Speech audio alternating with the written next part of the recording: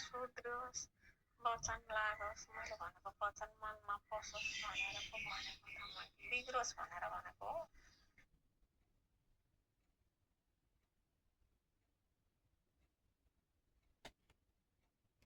दिन रात भने मैले मेरो कुरा सुध्रियोस्, वचन लागोस्, मैले भनेको वचन मनमा पसोस् भनेर पो भनेको त मैले, बिग्रोस् भनेर भनेको हो।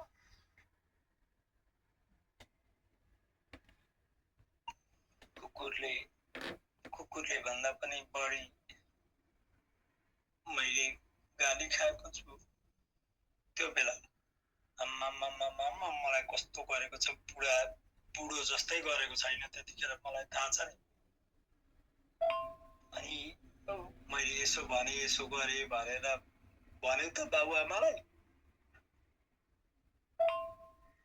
अब फेरि न्यु खोजेको, फेरि मात्रै गएर न्यु खोजेको। मैले त सुध्रियोस् सप्रियोस् भनेर गाली गरेको। नराम्रो सोच्ने मान्छे मिठो बोल्छ, बुझ्यो? राम्रो सोच्ने मान्छेले गाली गरेर हुन्छ कि के गरेर हुन्छ कि सुध्रोस् भन्ने हुन्छ। राम्रो भयो। होइन नि हो, म मातेको पनि होइन, म केही गरेको पनि होइन। कस्तो फिलिङ आयो क्या अहिले एकदम सोच कस्तो के अरे कस्तो सोचाइ आयो। अनि म त बुढीलाई यति माया गर्छु, तर बुढीले मलाई कति गरी कस्तो नराम्रो गरी भनेर कस्तो रुँदैछु बुढी। अहिले रातिको पनि 1:46 भएछ होइन।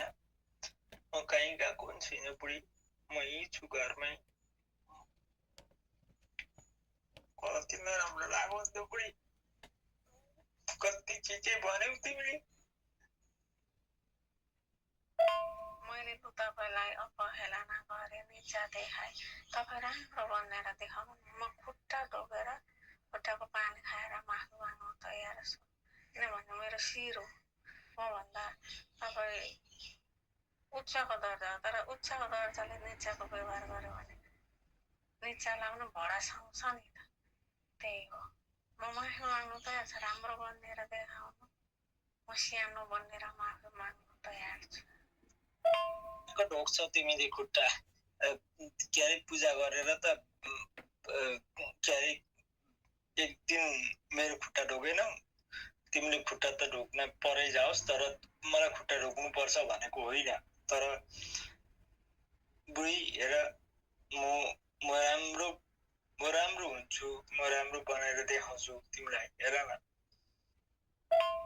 पूजा गरेर यता आउँदा पनि के अरे छोरालाई खुट्टा ढोकाउँथ्यौ, तर मेरो खुट्टा कहिले ढोकिदिन्थ्यौ। तर मैले खुट्टा ढोक्नुपर्छ भनेको होइन।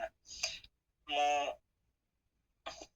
हेर, म देखाउँछु, किनभने मैले आज पनि देखाएँ हो, म देखाउँछु। म